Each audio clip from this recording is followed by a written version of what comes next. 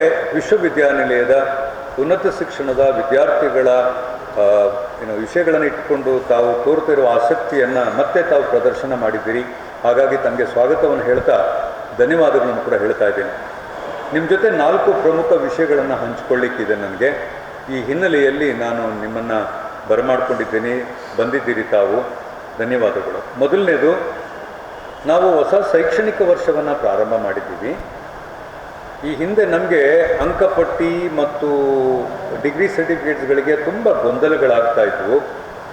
ನಾವೀಗ ವಿಶ್ವವಿದ್ಯಾನಿಲಯದಲ್ಲಿ ಶೈಕ್ಷಣಿಕ ವರ್ಷ ಪ್ರಾರಂಭ ಮಾಡಿರೋದ್ರಿಂದ ಎಲ್ಲ ಕಾಲೇಜು ಪ್ರಾಂಶುಪಾಲರುಗಳಿಗೆ ಮತ್ತು ವಿಭಾಗದ ಮುಖ್ಯಸ್ಥರುಗಳಿಗೆ ಅಂಕಪಟ್ಟಿಗೆ ಸಂಬಂಧಪಟ್ಟ ಹಾಗೆ, ಮೈಗ್ರೇಷನ್ ಸರ್ಟಿಫಿಕೇಟ್ಗೆ ಸಂಬಂಧಪಟ್ಟ ಹಾಗೆ, ಯಾವುದೇ ಮೂಲ ದಾಖಲೆಗಳಿಗೆ ಸಂಬಂಧಪಟ್ಟ ಹಾಗೆ ಸಮಸ್ಯೆಗಳಾದರೆ ಕನ್ಸರ್ನ್ ಯೂನಿವರ್ಸಿಟಿಗಳಿಂದ ಅಥವಾ PU ಬೋರ್ಡ್ಗಳಿಂದ ಮತ್ತು ನಮ್ಮ ವಿಭಾಗಗಳಿಂದ, ಕಾಲೇಜುಗಳಿಂದ ದಾಖಲೆಗಳನ್ನು ತರಿಸಿಕೊಳ್ಳುವ ಜವಾಬ್ದಾರಿನ ಚೇರ್ಮನ್ಗಳಿಗೆ ಮತ್ತು ಕಾಲೇಜ್ ಪ್ರಾಂಶುಪಾಲರುಗಳಿಗೆ ಕೊಟ್ಟಿದ್ದೇವೆ. ಹಾಗಾಗಿ ನಮ್ಮ ಅಡ್ಮಿಷನನ್ನು, ಪ್ರವೇಶಾತಿಯನ್ನು ತುಂಬ ಸರಳ ಮಾಡಬೇಕು, ವಿದ್ಯಾರ್ಥಿ ಫ್ರೆಂಡ್ಲಿ ಮಾಡಬೇಕು ಅಂತ ಒಂದು ಹೊಸ ಯೋಜನೆ ಹಾಕ್ಕೊಂಡಿದ್ದೀವಿ. ಈ ಹಿನ್ನೆಲೆಯಲ್ಲಿ ಸಾಕಷ್ಟು ಕಾಲೇಜುಗಳಲ್ಲಿ ಅಡ್ಮಿಷನ್ಗಳು ನಡೆದಿದ್ದಾವೆ.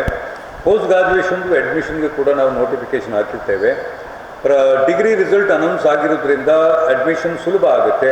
ವಿದ್ಯಾರ್ಥಿಗಳಿಗೆ ಯಾವುದೇ ಸಂದರ್ಭದಲ್ಲಿ ಅಂಕಪಟ್ಟಿ ಡಿಲೇ ಆದರೆ ಅಥವಾ ಅಂಕಪಟ್ಟಿನಲ್ಲಿ ಯಾವುದು ಇಂಟರ್ನಲ್ ಅಸೆಸ್ಮೆಂಟ್ ಬೇರೆ ಏನೋ ಪ್ರಾಬ್ಲಮ್ಗಳಿದ್ದು ಡಿಲೇ ಆದರೆ ರಿಜಿಸ್ಟ್ರಾರ್ ಇವ್ಯಾಲ್ಯೂಯೇಷನ್ ಸೆಕ್ಷನ್ನಲ್ಲಿ ಒಂದು ಸೆಕ್ಷನ್ನೇ ನಾವು ಮಾಡಿದ್ದೇವೆ. ಅದರ ಮುಖಾಂತರ ವಿದ್ಯಾರ್ಥಿಗಳ ಬೇಡಿಕೆಯನ್ನು ಬಹಳ ತುರ್ತಾಗಿ ಸ್ಪಂದಿಸಿ ಅವರ ಅಡ್ಮಿಷನ್ಗೆ ಅಥವಾ ಉದ್ಯೋಗಕ್ಕೆ ಸಂಬಂಧಪಟ್ಟಾಗೆ ಸಹಾಯ ಮಾಡಲಿಕ್ಕೆ ಕ್ರಮ ತಗೊಂಡಿದ್ದೇವೆ. ಇದರ ಜೊತೆಗೆ ಯಾವುದಾದ್ರೂ ಒಬ್ಬ ವಿದ್ಯಾರ್ಥಿಗೆ ತಮಗೆ ಗೊತ್ತಿದೆ, ಸರ್ಕಾರದ ಹೊಸ ನೀತಿ ಪ್ರಕಾರ ಅಂಕಪಟ್ಟಿಯನ್ನು ಸೆಮಿಸ್ಟರ್ ವೈಸ್ ನಮಗೆ ನೀಡಲಿಕ್ಕೆ ಅಧಿಕಾರ ಇಲ್ಲ. ಆದರೆ ಮಂಗಳೂರು ವಿಶ್ವವಿದ್ಯಾನಿಲಯ, ಈ ಹಿಂದೆ ತಮಗೆ ಹೇಳಿದ್ದೆ ನಾನು, ಮಂಗಳೂರು ವಿಶ್ವವಿದ್ಯಾನಿಲಯ ಒಂದು ಕನ್ಸಾಲಿಡೇಟೆಡ್ ಮಾರ್ಕ್ಸ್ ಕಾರ್ಡ್ ಅಂತ ಫೈನಲ್ ಇಯರ್ ಮಕ್ಕಳಿಗೆ ಕೊಟ್ಟು ಉದ್ಯೋಗಕ್ಕೆ ಅವಕಾಶ ಮಾಡಿಕೊಡ್ಲಿಕ್ಕೆ ಒಂದು ಹೊಸ ವಿನೂತನ ಯೋಜನೆಯನ್ನು ಹಾಕ್ಕೊಂಡಿತ್ತು. ಒಳ್ಳೆ ಚೆನ್ನಾಗಿ ಕೆಲಸ ಮಾಡಿದೆ. ಹಾಗಾಗಿ ನಾವು ಕನ್ಸಾಲಿಡೇಟೆಡ್ ಮಾರ್ಕ್ಸ್ ಕಾರ್ಡ್ ಕೊಡ್ತಾ ಇದ್ದೀವಿ. ವಿದ್ಯಾರ್ಥಿಗಳಿಗೆ ಅಗತ್ಯ ಇದೆ ಅಂತಂದರೆ ಎಲ್ಲ ಮಾನ್ಯ ಪ್ರಾಂಶುಪಾಲರುಗಳ ಮುಖಾಂತರ ಅವರು ಮನವಿಯನ್ನು ಸಲ್ಲಿಸಿದ್ರೆ, ಅರ್ಜಿ ಹಾಕಿದ್ರೆ ತುರ್ತು ಆದ್ಯತೆ ಮೇರೆಗೆ, ತಾತ್ಕಾಲ ವಿಷಯ ಅಲ್ಲ ಅದು, ಆದ್ಯತೆ ಮೇರೆಗೆ ನಾವು ಅಂಕಪಟ್ಟಿ ಕೊಟ್ಟು ಅವರ ಉದ್ಯೋಗಕ್ಕೆ ಬೇಕಾದಂಥ ಸಹಾಯ ಮಾಡಿಕೊಡ್ತೀವಿ ಅನ್ನೋದು ತಮ್ಮ ಮುಖಾಂತರ ನಾನು ವಿದ್ಯಾರ್ಥಿ ಸಮುದಾಯಕ್ಕೆ, ಪೋಷಕರಿಗೆ ನಾನು ತಿಳಿಸ್ಲಿಕ್ಕೆ ಈ ಮುಖಾಂತರ ಇಚ್ಛೆ ಪಡ್ತೀನಿ. ಎರಡನೇದು, ಜೂನ್ ಮತ್ತು ಜುಲೈ 26ರಲ್ಲಿ ನಾವು ಪರೀಕ್ಷೆ ನಡೆಸಿದ್ವಿ. ಎಲ್ಲ ಈವನ್ ಸೆಮಿಸ್ಟರ್ ಪರೀಕ್ಷೆ ಆಗಿತ್ತು, 2, 4, 6. ಈಗ ನಾವು 6ನೇ ಸೆಮಿಸ್ಟರ್ನ ಎಲ್ಲ ರಿಸಲ್ಟನ್ನು ಅನೌನ್ಸ್ ಮಾಡಿದ್ದೇವೆ. ಮೊನ್ನೆ ಎಲ್ಲ ಮಾನ್ಯ ಪತ್ರಕರ್ತ ಸ್ನೇಹಿತರು ಒಳ್ಳೆ ಕವರೇಜ್ ಕೊಟ್ಟರು ನಮಗೆ. ಆವಾಗ BCom ಮತ್ತು BA ಹೊರತಾಗಿ ಬಾಕಿ ಎಲ್ಲ ವಿಭಾಗದ ಫಲಿತಾಂಶ ಆಗಿತ್ತು. ಈಗ ಎಲ್ಲ ಫಲಿತಾಂಶ ನಮಗೆ ಹೊರಗಡೆ ಬಂದಿದೆ. 6ನೇ ಸೆಮಿಸ್ಟರ್ ಸಂಪೂರ್ಣವಾಗಿ ರಿಸಲ್ಟ್ ಬಂದಿರೋದ್ರಿಂದ ವಿದ್ಯಾರ್ಥಿಗಳಿಗೆ ಉದ್ಯೋಗಕ್ಕೆ ಹೋಗಲಿಕ್ಕೆ ಮತ್ತು ಪೋಸ್ಟ್ ಗ್ರಾಜುಯೇಷನ್ಗೆ ಸೇರ್ಕೊಳ್ಳೋಕ್ಕೆ ಅವಕಾಶ ಆಗುತ್ತೆ. ಯಾವ್ಯಾವ ವಿದ್ಯಾರ್ಥಿಗಳಿಗೆ ರಿಸಲ್ಟ್ ಬಂದಿಲ್ವೋ, ತೊಂದರೆ ಆಗಲಿಲ್ವೋ, ಅದನ್ನು ನಾನು ರೀಸನ್ ಕೂಡ ಇಲ್ಲಿ ಮೆನ್ಷನ್ ಮಾಡಿದ್ದೀನಿ. ಏನಾದರೂ ML ಎಂಟ್ರಿ ಪ್ರಕಾರ ಇಂಟರ್ನಲ್ ಅಸೆಸ್ಮೆಂಟ್ನಲ್ಲಿ ಏನಾದರೂ ತೊಂದರೆಯಾಗಿ ರಿಸಲ್ಟ್ ಅನೌನ್ಸ್ ಆಗದಿದ್ದರೆ ಅದನ್ನು ಹ್ಯಾಂಡಲ್ ಮಾಡಿಕೊಳ್ಳಿಕ್ಕೆ ಮಿಸ್ಟರ್ ಮನೋಹರ್ ಅವರ ತಂಡದ ಜೊತೆಗೆ ಒಬ್ಬರು ಸ್ಪೆಷಲಿಸ್ಟನ್ನು ಇಟ್ಟಿದ್ದೇವೆ, who is very good in UUCMS. ಅವರು ಅದನ್ನು ಹ್ಯಾಂಡಲ್ ಮಾಡಿ 2-3 ದಿವಸಗಳಲ್ಲಿ ಮನವಿ ಬಂದರೆ ತಕ್ಷಣ ನಾವು ಮಕ್ಕಳಿಗೆ ಸ್ಪಂದಿಸ್ತೀವಿ ಅನ್ನೋದನ್ನು ನಾವೀಗಾಗಲೇ ವಿದ್ಯಾರ್ಥಿಗಳಿಗೂ ಹೇಳಿದ್ದೇವೆ, ನಮ್ಮ ವೆಬ್ಸೈಟ್ನಲ್ಲೂ ಹಾಕಿಟ್ಟಿದ್ದೇವೆ.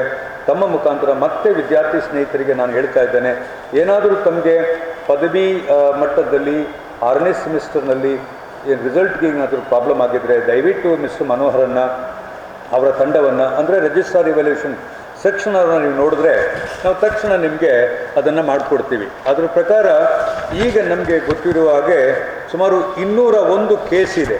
ಎಷ್ಟರಲ್ಲಿ? ಸುಮಾರು 17,850ರಲ್ಲಿ 201 ಕೇಸ್ ಇದೆ.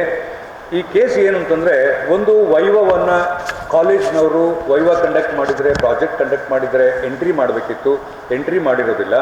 ಇನ್ನೊಂದು, ಅವ್ರದ್ದು ಇಂಟರ್ನಲ್ ಅಸೆಸ್ಮೆಂಟನ್ನು ಸರಿಯಾಗಿ ಎಂಟ್ರಿ ಮಾಡೋದಿಲ್ಲ. ಇವುಗಳನ್ನೆಲ್ಲ ನಾವೀಗಾಗಲೇ ಕ್ವೈರಿ ರೈಸ್ ಮಾಡಿ ಪ್ರಾಂಶುಪಾಲರಿಗೆ ತಿಳಿಸಿದ್ದೇವೆ. ಸುಮಾರು 17,076ರಲ್ಲಿ 17,342ರಲ್ಲಿ 201 ಕೇಸ್ಗಳಿದ್ದಾವೆ. ಮನೋಹರ್ ಅವರು, ಅವ್ರ ತಂಡದವರು, ರಿಜಿಸ್ಟ್ರಾರ್ ಇವ್ಯಾಲ್ಯೂಯೇಷನ್ ಅವರು 1-2-3 ದಿವಸದಲ್ಲಿ ಇದನ್ನು ನಾನು ಸರಿ ಮಾಡ್ಕೊಳ್ತೀವಿ ಅಂತ ಹೇಳ್ತಾರೆ. ಹಾಗಾದರೆ 100% ಮಕ್ಕಳು ಎಕ್ಸಾಮ್ ತಗೊಂಡವರು ಅವರ ರಿಸಲ್ಟನ್ನು ನಾವು ಡಿಕ್ಲೇರ್ ಮಾಡ್ತಾ ಇದ್ದೀವಿ. ಮೂರನೇದು ಬಹಳ ಮುಖ್ಯವಾದದ್ದು, ತಮಗೆಲ್ಲ ಗೊತ್ತಿದೆ, ತಾವು ಕೂಡ ಬಹಳ ದೊಡ್ಡ ಕವರೇಜ್ ಕೊಟ್ಟಿದ್ರಿ. ಕೆಲವು ವಿದ್ಯಾರ್ಥಿಗಳು ನಮಗೆ 2 ಬ್ಯಾಚ್ನಲ್ಲಿ ತುಂಬ ಬೇಡಿಕೆಯನ್ನು ಮಂಡಿಸಿದರು.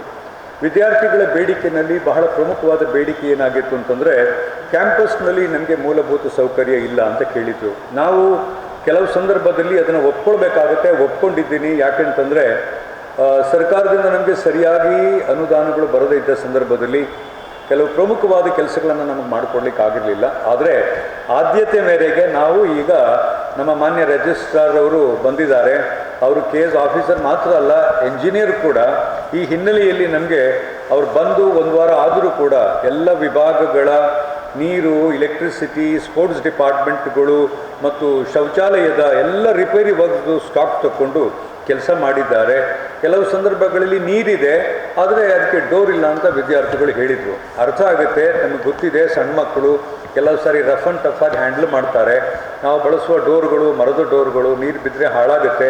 ಅದನ್ನೆಲ್ಲ ಈ ಸಾರಿ ನಾವು ರೀಪ್ಲೇಸ್ ಮಾಡಿ, ಈ ಸಾರಿ ಪ್ರಯಾರಿಟಿನಲ್ಲಿ ವಿದ್ಯಾರ್ಥಿಗಳ ಪ್ರಮುಖವಾದ ಎಲ್ಲೆಲ್ಲಿ ವಿದ್ಯಾರ್ಥಿಗಳು ನಮ್ಮ ಇದನ್ನು ಫೆಸಿಲಿಟೀಸನ್ನು ಯೂಸ್ ಮಾಡ್ತಾರೆ ಅದನ್ನೆಲ್ಲ ಮಾಡ್ಕೊಂಡಿದ್ದೀವಿ. 2 ಲ್ಯಾಬ್ಗಳು ಅಪ್ಗ್ರೇಡ್ ಮಾಡಿಲ್ಲ ನೀವು. ನಮ್ಮದು ಪ್ರೋಗ್ರಾಮ್ಗಳೆಲ್ಲ ದೊಡ್ಡದಿದೆ, AI ಇದೆ, ನಾವು ML ಇದು ಮಾಡ್ತಾ ಇದ್ದೀವಿ.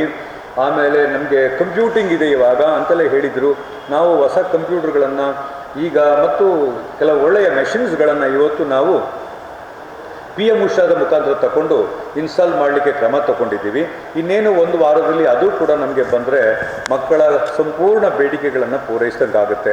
ಒಂದು ಬೇಡಿಕೆ ನಮಗೆ ಪೂರೈಸಲಿಕ್ಕೆ ನನ್ನ ಕೈನಲ್ಲಾಗಲಿ ನಮ್ಮ ಆಡಳಿತದ ಕೈನಲ್ಲಾಗಲಿ ಸಾಧ್ಯ ಇಲ್ಲ. ಅದೇನು ಅಂತಂದರೆ ಅಧ್ಯಾಪಕ ಮಿತ್ರರು ಬೇಕು ನಮಗೆ, ಕಾಯಂ ಅಧ್ಯಾಪಕ ಮಿತ್ರರು ಬೇಕು ನಮಗೆ. ನಮ್ಮ ಕಷ್ಟ ಸುಖಗಳನ್ನು ಹೇಳ್ಕೊಳ್ಳೋಕ್ಕೆ ನಮಗೆ ಹಿರಿಯ ಪ್ರಾಧ್ಯಾಪಕ ಮಿತ್ರರು ಬೇಕು ಅಂತ ಹೇಳಿದ್ದಾರೆ. ಮಾನ್ಯ ಎಲ್ಲ ಸ್ನೇಹಿತರು ಗೊತ್ತಿದೆ ತಮಗೆ, 2018ರಿಂದ ನಮಗೆ ನಿವೃತ್ತಿ ಆಗ್ತಾ ಇದ್ದಾರೆ ಹೊರತು ನಮಗೆ ಯಾವುದೂ ಕೂಡ ನೇಮಕಾತಿ ಆಗ್ತಾ ಇಲ್ಲ. ಈ ಹಿನ್ನೆಲೆಯಲ್ಲಿ ಅತಿಥಿ ಉಪನ್ಯಾಸಕರ ಸಹಾಯದಿಂದ ಅವರ ಒಂದು ಮೇಜರ್ ಕಾಂಟ್ರಿಬ್ಯೂಷನಿಂದ ನಾವು ಕೆಲವು ಪ್ರೋಗ್ರಾಮ್ಗಳನ್ನು ನಡೆಸ್ತಾ ಬಂದಿದ್ದೇವೆ. ವಿದ್ಯಾರ್ಥಿ ಮಿತ್ರರು ಕೆಲವು ಸಾರಿ ಹಿರಿಯ ಪ್ರಾಧ್ಯಾಪಕರು ನೋಡುವಾಗ ಕಷ್ಟ ಸುಖ ಇದ್ದಾಗ ಅವ್ರ ಹತ್ರ ಹಂಚ್ಕೊಳ್ಳೋಕ್ಕೆ ಪ್ರಯತ್ನ ಪಡ್ತಾರೆ. ಅತಿಥಿ ಉಪನ್ಯಾಸಕರ ಏಜ್ ಮತ್ತು ನಮ್ಮ ವಿದ್ಯಾರ್ಥಿಗಳ ಏಜ್ ಆಲ್ಮೋಸ್ಟ್ ಸಮ ಇರೋದ್ರಿಂದ ಕೆಲವು ಸರಿ ತಮ್ಮ ಕಷ್ಟಗಳನ್ನು ಅವ್ರ ಜೊತೆ ಹೇಳ್ಕೊಳ್ಳಿಕ್ಕೆ ಆಗೋದಿರ್ಬೋದು. I am talking of the counselling. ಇಂಥ ಸಂದರ್ಭದಲ್ಲಿ ನಮ್ಗೆ ಅಲ್ಲಿ ಮೆಂಟರ್ಸ್ ಇದ್ದಾರೆ, ಕೌನ್ಸಿಲರ್ಸ್ ಇದ್ದಾರೆ. ಆದರೂ ಕೂಡ ವಿದ್ಯಾರ್ಥಿಗಳಿಗೆ ಹಿರಿಯ ಪ್ರಾಧ್ಯಾಪಕರು ಬೇಕು ಅಂತ ಹೇಳ್ತಿದ್ದಾರೆ. ಈಗಾಗಲೇ ಈ ಬೇಡಿಕೆ ಬಂದ ಮೇಲೆ ಲೈವ್ ನಮಗೆ ಮಾನ್ಯ ಸೆಕ್ರೆಟರಿ ಅವರು ಕೇಳಿದರು, ಧರ್ಮ ಅವರ ಏನು ನಡೀತಾ ಇದೆ ಯೂನಿವರ್ಸಿಟಿಯಲ್ಲಿ ಅಂತ. ಅವರ ಬೇಡಿಕೆಯನ್ನು ನಾವು ಮಂಡಿಸಿದ್ದೇವೆ. ಈಗಲೂ ಕೂಡ ಮೊನ್ನೆ ತಾನೇ ಮತ್ತೊಂದು ಪತ್ರ ಬರೆದು ಆದಷ್ಟು ಬೇಗ ನಮಗೆ ನೇಮಕಾತಿಯನ್ನು ಮಾಡಿಕೊಡಿ. ಕ್ಯಾಂಪಸ್ ತುಂಬ ಸಫರ್ ಆಗ್ತಾ ಇದೆ. ಒಂದು ಕಾಲದಲ್ಲಿ ಭಾಳ ವಿಜೃಂಭಣೆ ಇದ್ದ ಸಂಶೋಧನೆ ಕ್ಯಾಂಪಸ್ ಇವಾಗ ತುಂಬ ಬಳಲ್ತಾ ಇದೆ ಅಂತ ಮನವರಿಕೆ ಮಾಡಿಕೊಟ್ಟಿದ್ವಿ. Tulasi Maddineni madam is leading the education department and she understands what we wanted and what we in fact demanded. ಭಾಳ ಪ್ರಮುಖವಾಗಿ ಪತ್ರ ಬರೆದು ಬೇಡಿಕೆ ಮಂಡಿಸಿದ್ದೇವೆ. ಸರ್ಕಾರ ಖಂಡಿತವಾಗೂ ಹೊಸ ಸರ್ಕಾರ ಆಯ್ಕೆ ಆದ ಮೇಲೆ ಮಾನ್ಯ ಮಂತ್ರಿಗಳು ಬಂದ ಮೇಲೆ ನಮ್ಮ ಬೇಡಿಕೆಯನ್ನು ಪೂರೈಸ್ತಾರೆ ಅಂತ ನಾನು ತಿಳ್ಕೊಂಡಿದ್ದೇನೆ. 4ನೇ ವಿಷಯ ನಿಮ್ಮ ಜೊತೆಗೆ ಹಂಚ್ಕೋಬೇಕಾಗಿದ್ದು, ನೀವು ನಮ್ಮ ಗಮನ ಸೆಳೆದಿದ್ರಿ ಕಳೆದ ಸಾರಿ. ಹೆಚ್ಚಿನ ನಮ್ಮ ಪೆನ್ಷನರ್ಸ್ಗಳು 461 ಜನ ಪೆನ್ಷನರ್ಸ್ ತಮ್ಮ ಮುಖಾಂತರ ಒಂದು ಮನವಿಯನ್ನು ಸಲ್ಲಿಸಿದ್ರು. ತಾವು ಪತ್ರಿಕೆಯಲ್ಲಿ ವರದಿ ಮಾಡಿದ್ರಿ ಪೆನ್ಷನ್ ಕೊಡ್ತಾ ಇಲ್ಲ ಅಂತ. ದೇವರ ದಯದಿಂದ ನಮ್ಮ ಎಲ್ಲ ಪೆನ್ಷನರ್ 461 ಕಳೆದ ತಿಂಗಳು ಕೂಡ ನಿವೃತ್ತಿಯಾದಂಥ ಪ್ರೊಫೆಸರ್ಸ್ಗಳನ್ನು ಸೇರಿಸ್ಕೊಂಡಿದ್ದೀವಿ. 461 ಜನರ ಪೆನ್ಷನ್ ಇವಾಗ 3 ದಿವಸ 4ನೇ ತಿಂಗಳ ಮೊದಲ 3ನೇ ಅಥವಾ 4ನೇ ದಿವಸ ಕೊಡುವ ಮಟ್ಟಕ್ಕೆ ನಾವಿವತ್ತು ಬಂದಿದ್ದೇವೆ. ನಿವೃತ್ತಿಯಾದಂಥ ಎಲ್ಲ ಸ್ನೇಹಿತರಿಗೆ ಮಾಸಿಕ ಪೆನ್ಷನನ್ನು ಕೊಡುವ ಮಟ್ಟಕ್ಕೆ ನಾವು ಒಂದು ಮಟ್ಟದಲ್ಲಿ ಸಾಧನೆ ಮಾಡಿದ್ದೇವೆ ಅಂತ ನಿಮ್ಮ ಜೊತೆ ಸಂತೋಷದಿಂದ ಹಂಚ್ಕೋತೀನಿ. ಅವರೆಲ್ಲ ಹಿರಿಯ ಪ್ರಾಧ್ಯಾಪಕ ಮಿತ್ರರು ಕೆಲಸ ಮಾಡಿದರು. ನಿವೃತ್ತಿ ಮೇಲೆ ಪೆನ್ಷನ್ ಕೊಡಲಿಕ್ಕೆ ಆಗಿರಲಿಲ್ಲ. ಬಟ್ ಈಗ ನಮಗೆ ಅದಕ್ಕೆ ಸಂಬಂಧಪಟ್ಟಾಗ ಒಂದು ದೊಡ್ಡ ಮಟ್ಟದ ಸಹಾಯವನ್ನು ನಾವೇ we are helping ourselves to overcome the problem. ಅದಕ್ಕೆ ಪೆನ್ಷನ್ ಫಂಡ್ ಅಂತ ಒಂದು ಮಾಡ್ಕೊಂಡಿದ್ದೀವಿ, ನಾವು ಒಂದು ಟ್ರಸ್ಟ್ ಮಾಡ್ಕೊಂಡಿದ್ದೀವಿ. ಆ ಟ್ರಸ್ಟ್ ಮುಖಾಂತರ ನಾವು ಹಣವನ್ನು ಹೊಂದಿಸಿ ವ್ಯವಸ್ಥೆ ಮಾಡಿಕೊಂಡು, ಈ ಹಿಂದೆಯೂ ಇತ್ತು ಟ್ರಸ್ಟ್, ಅದು ಕೆಲಸ ಹೇಗೆ ಮಾಡ್ತಿತ್ತು ಅನ್ನೋದು ನನಗೆ ಪರಿಚಯ ಇಲ್ಲ. ಆದರೆ ನಾವು ಭಾಳ ವಿಶೇಷವಾದ ರೀತಿಯಲ್ಲಿ ಪೆನ್ಷನ್ಗೆ ಮಾತ್ರ ಇದನ್ನು ಬಳಸ್ಕೊಳ್ಬೇಕು ಅನ್ನೋ ರೀತಿಯಲ್ಲಿ ಈ ಟ್ರಸ್ಟನ್ನು ಮಾಡ್ಕೊಂಡಿದ್ದೀವಿ. ಈ ಟ್ರಸ್ಟಿಂದ ನಾವೀಗ ನಮ್ಮ ಎಲ್ಲ ಮಾಸಿಕ ಪೆನ್ಷನನ್ನು ನಾವು ಕೊಡ್ತಾ ಇದ್ದೀವಿ. ಅಡಿಷ್ನಲ್ ಒಂದು ಇನ್ಫಾರ್ಮೇಷನ್ನ ತಮ್ಗೆ ಹಂಚ್ಕೋತೀನಿ. ಮೊನ್ನೆ ತಾನೇ ತಮ್ಮದು ಪತ್ರಿಕೆಗಳೆಲ್ಲ ಇದು ಬಂತು. ನಮ್ಮ ವಿಧಾನ ಪರಿಷತ್ತಿನ ನಮ್ಮ ಪೇಪರ್-ಲೆಡ್ ಕಮಿಟಿ ಅಧ್ಯಕ್ಷರಾದಂಥ ಶ್ರೀ ಶರವಣ್ ಅವರು ದಕ್ಷಿಣ ಕನ್ನಡ ಜಿಲ್ಲೆಗೆ ಭೇಟಿ ಮಾಡಿದರು. ಪೇಪರ್-ಲೆಡ್ ಕಮಿಟಿ ಅಧ್ಯಕ್ಷರು ಕೂಡ ಆಗಿದ್ದಾರೆ ಸರ್ಕಾರದ ಪ್ರತಿನಿಧಿಯಾಗಿ. ಅವ್ರ ಜೊತೆಗೆ 2 ಸಭೆ ಮಾಡಿದಾಗ ಇದು ಪ್ರಸ್ತಾವನೆ ಬಂದಿತ್ತು. ಬೆಳಕು ಸ್ಥಿತಿಗತಿಗೆ ಸಂಬಂಧಪಟ್ಟಾಗ ನೀವೇನು ಮಾಡ್ತಾ ಇದ್ದೀರಿ ಅಂತ ಕೇಳಿದಾಗ, ಈಗ ಬೆಳಕು ಸ್ಥಿತಿಗತಿಯನ್ನು ನೋಡಿದಾಗ ನನಗೆ ನಮ್ಮ ಕಷ್ಟ ಸುಖಗಳನ್ನು ಹಂಚ್ಕೊಂಡಾಗ ಅದನ್ನೊಂದು ಅಡ್ವಾನ್ಸ್ ರಿಸರ್ಚ್ ಸೆಂಟರ್ ಮಾಡಲಿಕ್ಕೆ ನಮ್ಮ ಕೈನಲ್ಲಿ ಶಕ್ತಿ ಇಲ್ಲ. ತಮಗೆ ಗೊತ್ತಿದೆ, ಅಡ್ವಾನ್ಸ್ ರಿಸರ್ಚ್ ಸೆಂಟರ್ ಅಂತಂದರೆ ಒಂದು ಲ್ಯಾಬೊರೇಟರಿ ಮೇಂಟೈನ್ ಮಾಡೋಕ್ಕೆ ಒಂದು ಯೂನಿವರ್ಸಿಟಿನಲ್ಲಿ ಒಂದು ಕಾಲೇಜಿನಲ್ಲಿ ಭಾಳ ಕಷ್ಟ ಆಗುತ್ತೆ. ಹಿರಿಯ ಪ್ರಾಧ್ಯಾಪಕರಿಲ್ಲ, ಸಂಶೋಧಕರಿಲ್ಲ, ಲ್ಯಾಬೊರೇಟರಿ ಸೆಟ್ ಮಾಡಿಲ್ಲ. ಈಗ ಹಳೆಯ ಕಾಲದ ಲ್ಯಾಬೊರೇಟರಿ ಇಟ್ಕೊಂಡು ಅಡ್ವಾನ್ಸ್ ರಿಸರ್ಚ್ ಮಾಡಲಿಕ್ಕೆ ಆಗೋದಿಲ್ಲ. ಈ ಹಿನ್ನೆಲೆಯಲ್ಲಿ ನಾವು ಬಹಳ ಗಂಭೀರವಾಗಿ ಆಲೋಚನೆ ಮಾಡಿ ನಮ್ಮೆಲ್ಲ ಊರಿನ ಜನಪ್ರತಿನಿಧಿಗಳ ಸಲಹೆ ಸೂಚನೆಯ ಮೇರೆಗೆ ನಮ್ಮ ಬೆಳಕು ಕೇಂದ್ರವನ್ನು ಯಾಕೆ ನಾವು ಈ ಊರಿನಲ್ಲಿ ಇಲ್ಲದ ಒಂದು ಸ್ಪೋರ್ಟ್ಸ್ ಅಕಾಡೆಮಿ ಮಾಡಬಾರ್ದು ಅಂತ ಒಂದು ಮನವಿಯನ್ನು ಸಬ್ಮಿಟ್ ಮಾಡ್ತಾ ಇದ್ದೇವೆ. ಕೇಂದ್ರ ಸರ್ಕಾರದಲ್ಲಿ ಮತ್ತು ರಾಜ್ಯ ಸರ್ಕಾರದಲ್ಲಿ ಯುವ ಸಬಲೀಕರಣ ಇಲಾಖೆಯಲ್ಲಿ ಕ್ರೀಡೆಗೆ ಭಾಳಷ್ಟು ದೊಡ್ಡ ಮಟ್ಟದ ಬೆಂಬಲ ಸಿಗ್ತಾ ಇದೆ. ನಮ್ಮ ಊರಿನ ಎಲ್ಲ ಯುವ ಪ್ರತಿಭೆಗಳು, ಹೆಣ್ಮಕ್ಳು ಸೇರಿಕೊಂಡಂಗೆ ಭಾಳ ದೊಡ್ಡ ಮಟ್ಟದ ಯುವ ಪ್ರತಿಭೆಗಳಿದ್ದಾರೆ. ನಮ್ಮ ಊರಿನವರು ರಾಷ್ಟ್ರೀಯ ಅಂತಾರಾಷ್ಟ್ರೀಯ ಮಟ್ಟದಲ್ಲಿ ದೊಡ್ಡ ಕೆಲಸ ಮಾಡ್ತಾ ಇದ್ದಾರೆ. ಈ ಹಿನ್ನೆಲೆಯಲ್ಲಿ ಒಂದು ಸ್ಪೋರ್ಟ್ಸ್ ಅಕಾಡೆಮಿ ಪ್ರಾರಂಭ ಆದರೆ ಎಲ್ಲ ಪಕ್ಕದಲ್ಲಿ 3-4 ಜೂನಿಯರ್ ಕಾಲೇಜ್ ಇದೆ, ಪದವಿ ಕಾಲೇಜುಗಳು ಹತ್ತಿರದಲ್ಲಿ 2 ಇದ್ದಾವೆ. ಇವುಗಳಿಂದೆಲ್ಲ ನಾವು ತಗೊಂಡು ದಕ್ಷಿಣ ಭಾರತದ ಎಲ್ಲ ವಿದ್ಯಾರ್ಥಿಗಳನ್ನು ಅಥವಾ ದಕ್ಷಿಣ ಕರ್ನಾಟಕದ ಎಲ್ಲ ವಿದ್ಯಾರ್ಥಿಗಳನ್ನು ನಾವು ಸೇರಿಸ್ಕೊಂಡು ಹಾಸ್ಟೆಲ್ ಫೆಸಿಲಿಟಿ ಇದೆ ಮತ್ತು ಕ್ವಾರ್ಟರ್ಸ್ಗಳಿದೆ, ಒಳ್ಳೆ ಗ್ರೌಂಡ್ ಇದೆ, ಇದೆಲ್ಲವನ್ನು ಬಳಸ್ಕೊಂಡು ಅದನ್ನು ಸ್ಪೋರ್ಟ್ಸ್ ಅಕಾಡೆಮಿ ಮಾಡಬೇಕು ಅಂತ ಒಂದು ಸಲಹೆಯನ್ನು ಒಂದು ಚರ್ಚೆ ಮಾಡಿಕೊಂಡು ಮಾನ್ಯ ಎಲ್ಲ ನಮ್ಮ ಜನಪ್ರತಿನಿಧಿಗಳ ಮುಖಾಂತರ ಸರ್ಕಾರಕ್ಕೆ ಮಂಡನೆ ಮಾಡಬೇಕಾಗಿದೆ. ಹೀಗಾಗಿ ನಾನು ಒಂದು ಮನವಿಯನ್ನು ಸಬ್ಮಿಟ್ ಮಾಡಿದ್ದೇನೆ, ನಮ್ಮ ಜನಪ್ರತಿನಿಧಿಗಳಿಗೆ ಕೊಟ್ಟಿದ್ದೀವಿ. ನಾಳೆ ಇದು ಕಾರ್ಯರೂಪಕ್ಕೆ ಬಂದರೆ ಅತ್ಯಂತ ಪ್ರಮುಖವಾಗಿ ಒಂದು ದೊಡ್ಡ ಬೆಳವಣಿಗೆ ದಕ್ಷಿಣ ಕನ್ನಡದಲ್ಲಿ ಆಗುತ್ತೆ. ಒಂದು ಸ್ಪೋರ್ಟ್ಸ್ ಅಕಾಡೆಮಿ ನಮ್ಮ ಒಳಗಡೆ ಬರ್ತದೆ, ಸರ್ಕಾರ ಪ್ರಾಯೋಜಿತ ಸ್ಪೋರ್ಟ್ಸ್ ಅಕಾಡೆಮಿ ಅನ್ನೋದನ್ನು ನಿಮ್ಮ ಮುಂದೆ ಸಂತೋಷದಿಂದ ನಾನು ಹೇಳ್ತಾ ಇದ್ದೇನೆ. ಈ 5 ವಿಷಯಗಳು ತಮ್ಮ ಜೊತೆಗೆ ಹೇಳಬೇಕಿತ್ತು. ಅಕಾಡೆಮಿಕಲಿ ಒಂದು ಅಂಶವನ್ನು ತಮ್ಮ ಜೊತೆಗೆ ನಾನು ಹಂಚ್ಕೋತೀನಿ. ನ್ಯಾಕ್ಗೆ ಕಳೆದ ನಾವು ಸಾರಿ ನಿಮಗೆ ಗೊತ್ತಿದೆ, ನಾವು ನ್ಯಾಕ್ನಲ್ಲಿ ವಿ ಸ್ಕೋರ್ಡ್ ವೆರಿ ಬ್ಯಾಡ್. ನಮ್ಮದು ಸ್ಟೇಟಸ್ ಬಂತು B+. ಅದಕ್ಕೆ ಮುಖ್ಯ ಕಾರಣ ಏನಾಗಿತ್ತು ಅಂತಂದರೆ ನಮ್ಮ ಸಂಶೋಧನೆಯಿಂದ ಪ್ರಾಬ್ಲಮ್ ಆಗಿರಲಿಲ್ಲ. ಅಧ್ಯಾಪಕ ಮಿತ್ರರು ಇಲ್ಲ ಅಂತೇಳಿ ನಮಗೆ ಔಟ್ ಆಫ್ 10 ನಮಗೆ 5 ಮಾತ್ರ ಬಂದಿತ್ತು. ಹಾಗಾಗಿ ವಿ ಲಾಸ್ಟ್ ಎ ಗ್ರೇಡನ್ನು ಕಳ್ಕೊಂಡದ್ದೇ ನಾವು ನಮ್ಮ ಸಂಶೋಧನೆಯಿಂದಲ್ಲ, ಬಟ್ ಟೀಚರ್ಸ್ಗಳು ಇಲ್ಲದೆ ಇರೋದ್ರಿಂದ. ಈಗ ನಾವು 5 ವರ್ಷದ ದಾಖಲೆಗಳನ್ನು AQRನ್ನು ರೆಡಿ ಮಾಡಿಕೊಂಡು 2025ರಲ್ಲಿ ಈಗಾಗಲೇ ನ್ಯಾಕ್ದು ವೆಬ್ಸೈಟ್ಗೆ ಅಪ್ಲೋಡ್ ಮಾಡಿದ್ದೇವೆ. ನ್ಯಾಕಿಂದ ಇವತ್ತು ತನಕ ಯಾವುದೇ ಪ್ರತಿಕ್ರಿಯೆ ಬಂದಿಲ್ಲ.